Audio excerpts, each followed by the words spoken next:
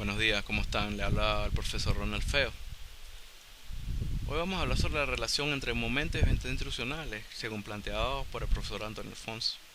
Bien. No es una camisa de fuerza, ¿ok? Lo que se va a hablar acá. Es un recordatorio que la secuencia didáctica está conformada por momento de inicio, momento de desarrollo, momento de cierre y un momento de evaluación. Bien, concretamente, ¿qué se recomienda en el inicio?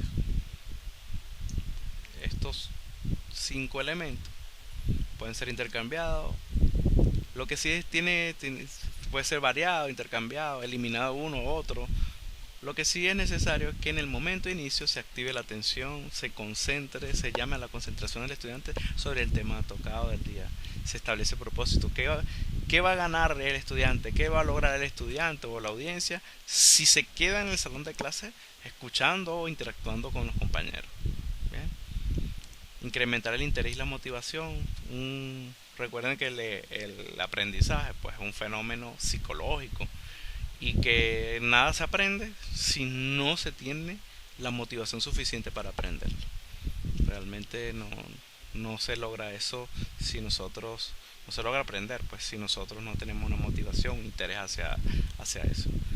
La visión preliminar de la lección es un detenerse para pensar qué estamos haciendo, qué vamos a hacer, hacia dónde vamos a llegar, dudas aclaratorias, recordar conocimientos previos relevantes.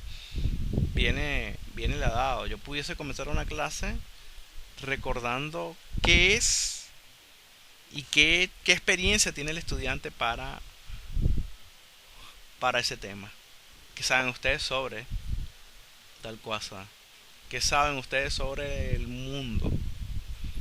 Y así sucesivamente establecer a través de la técnica de la pregunta la activación de conocimientos previos. Bien.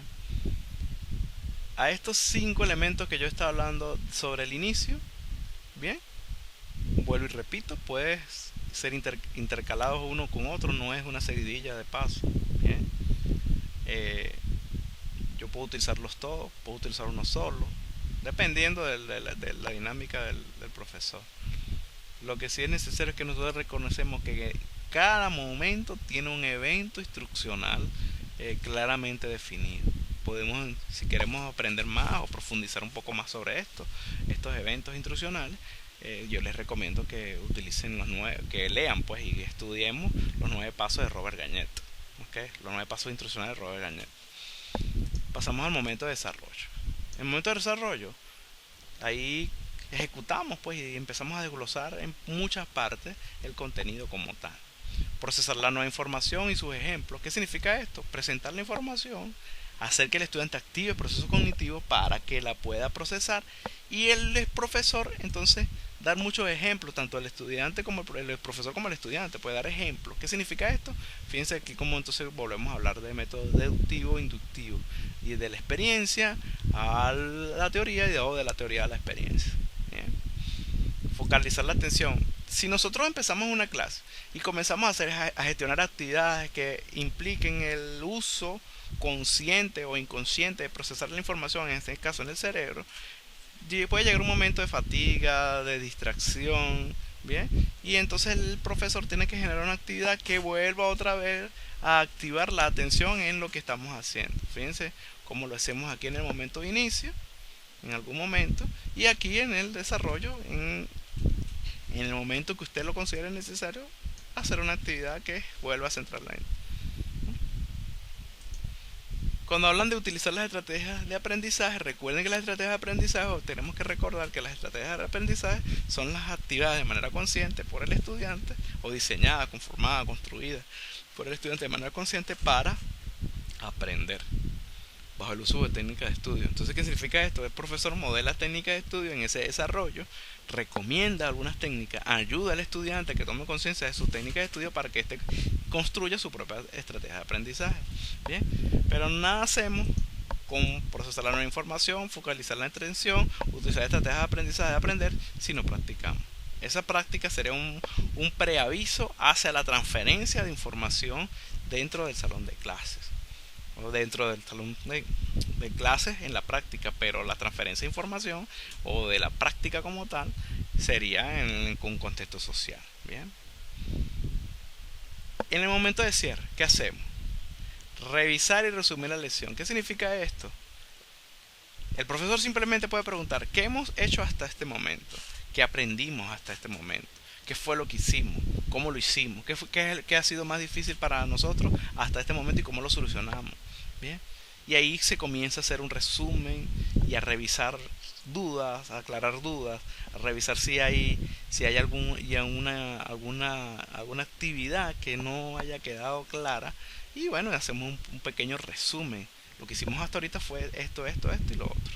Bien.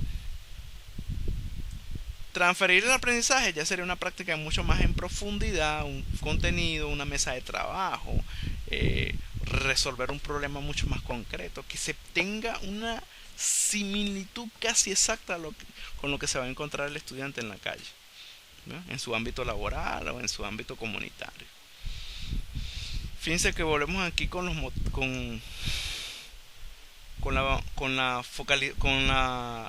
la práctica remotivar y cerrar. ¿Qué significa esto?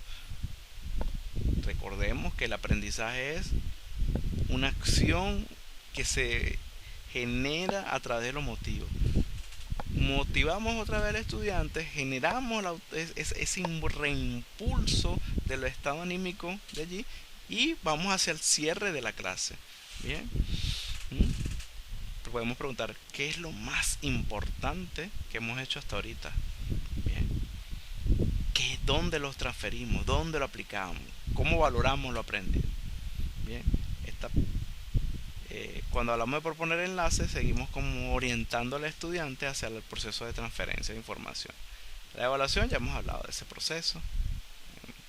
Fíjense cómo la evaluación engloba lo que es el inicio, el desarrollo, el cierre, me mantiene coaccionado, coherentemente y unido esos tres momentos para que no sean tres cosas distintas o a la par, o cada inicio, cada desarrollo, cada cierre, cada momento instruccional y cada evento instruccional debe tener una coherencia entre sí.